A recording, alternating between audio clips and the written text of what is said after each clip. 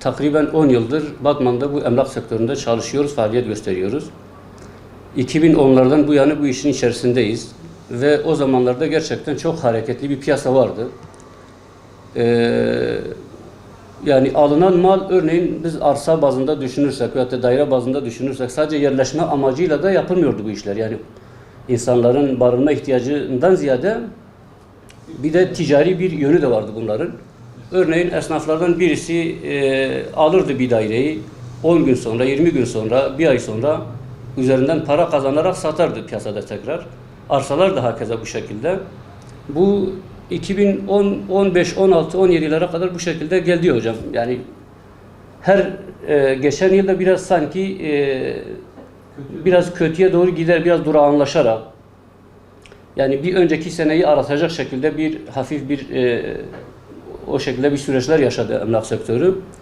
Tabii son 2 yıldır bu Türkiye'de yaşadığımız ekonomik krizin yansımaları en çok da emlak sektöründe kendini hissettirdi. Bu emlak sektörü Türkiye ekonomisinin hatta bütün dünya ekonomisinin ana kolonlarından bir tanesini teşkil ediyor. Ekonomik sıkıntıya girince ilk başta da bu emlak sektörü hırpalanıyor, darbe yiyor. Ana sebep yani kötü gidişinin ana sebebi ekonomik sıkıntılardır.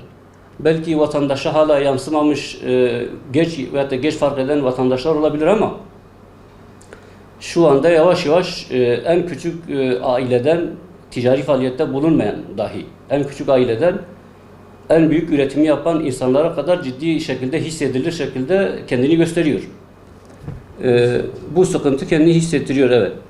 Can çekişiyor diyebiliriz. Gerçekçi olacaksak can çekişiyor diyebiliriz. Örneğin 4 yıl öncesinden sayı olsun diye söylüyorum. Yani bu kadar müteahhit vardı manasına gelmesin de örneğin 100 müteahhit çalışıyor idiyse 4 yıl öncesinden şu anda onların belki 5-6 tanesi ya çalışıyor ya çalışmıyor. Şimdi bu şekilde tabii bir de sistemin oluşturduğu sıkıntılar da var. Yani bu inşaat mevzuatının oluşturduğu sıkıntılar da var. Emlak sektörünü de biraz ciddiye almak gerektiğini düşünüyorum. Özellikle inşaat bazında. Çünkü inşaat dediğimizde sadece müteahhitin ekmek yediği bir sektör değil, bir alan değil. Yani onlarca kalemi var. Kalıpçısı var, sıvacısı var, fayansçısı var, boyacısı var, emlak bu işin aracıları var, alan kişi var. Yani son merhalede oturmak için alan kişi var. Yani geniş bir yelpazede, geniş bir insan profilinin ekmek yediği bir alan olduğu için sıkıntıları her tarafa yansıyor hocam. Sorun şu anda yerelden ziyade geneldir hocam. Bu sorun Batman'da yaşandığı gibi Konya'da da var, Isparta'da da var, İstanbul'da da yaşanıyor. Çünkü diğer esnaflarla da farklı şehirlerdeki meslektaşlarımızla ilişki içerisindeyiz. Evet. Biz hükümetin ivedilikle herkesi kucaklayacak, ortamı yumuşatacak, insanlara güven telkin edecek, güven tazeleyecek, herkesin tekrar umudu haline gelecek söylem ve eylemlere başlaması gerektiğini behemehal, acilen yapılması gereken öncelikli meselenin bu olduğunu düşünüyoruz. Bu olduktan sonra yani insanların kendini huzurlu, güvenli, barışık, örneğin 5 yılın önündeki 5 yılını, 10 yılını görebildiği bir ortam oluşursa Türkiye insanı hocam, Türkiye coğrafyasında yaşayan insanların çok heyecanlı, dinamik olduklarını, çok aktif olduklarını, çok üretken olduklarını biliyoruz. Yani yoktan bir şeyleri var etmenin potansiyelini taşıdıklarını biliyoruz. Böyle bir itekleyici güç oluşursa tekrar, kendi öz kaynaklarıyla da olsa Türkiye'nin bence tekrar şahlanacağını, esnafın tekrar güleceğini, herkesin yaptığından tatmin olduğu bir ortamın oluşacağını düşünüyoruz. Başlangıç olarak bu söylediklerimiz. İşin büyüğü hükümetin diline bakıyor hocam. Hükümetin biraz söylemlerine bakıyor ve eylemlerine bakıyor.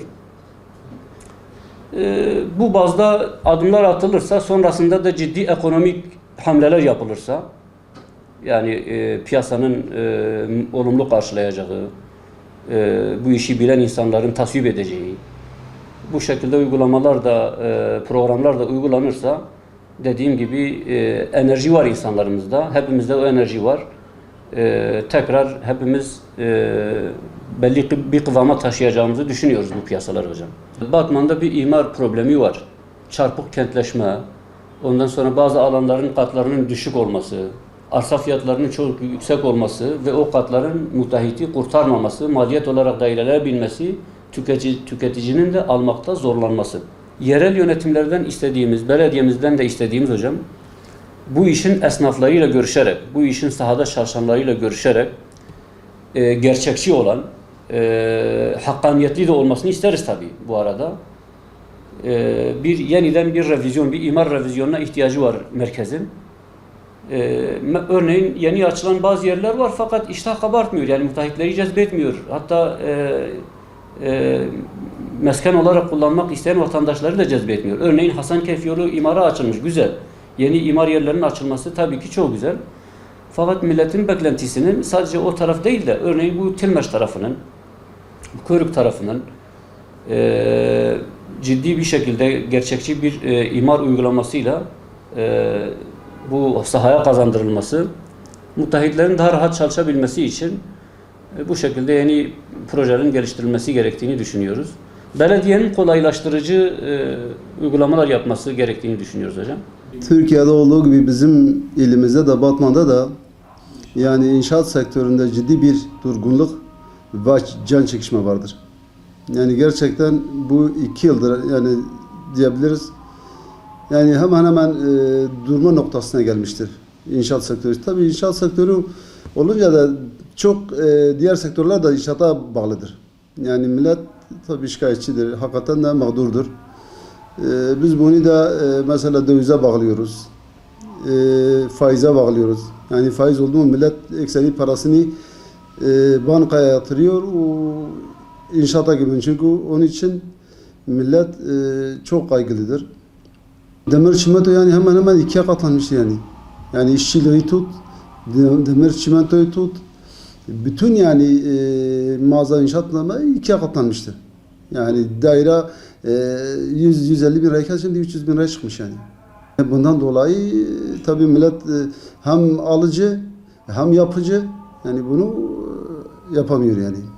Bütün her tarafa mesela imar verilirse daha millet çalışır, daha mesela ucuza mal olur. Yani yerler ne kadar açın, yani millet daha mesela ekseri arsada mesela millet zorluk çekiyor. Arsalar çok pahalıdır Batman'da. Yani Batman'da hiçbir Türkiye'nin bir tarafında yani Batman kadar böyle arsa pahalı yoktur yani, ben görmemişim yani. Bizde kira evler isteniliyor, emlakçılarda yok, bulamıyoruz. Şu anda kiralık evler yok. Yok. Yani varsa da biri olursa da çok pahalı, 1-1,5 civarıdır kirası. Yani can çekiyor şu anda emlak sektörü.